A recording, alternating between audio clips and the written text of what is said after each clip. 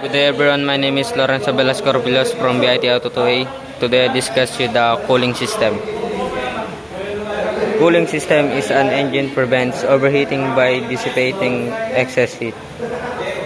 And we have the radiator. Radiator is transfer heat from the coolant to the surrounding air. And next is a coolant. Coolant is a mixture of water and antifreeze that circulates from the engine, absorbing heat. Next is a water pump. A water pump is circulate coolant through the engine and radiator and circulate the water. And we have a thermostat.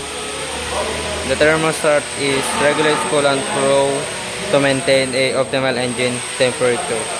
And next is a cooling fan.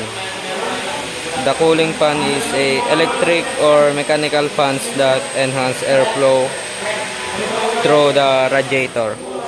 This is the cooling fan. And we have a hoses and pipes. The hoses and pipes. And convey coolant throughout the system.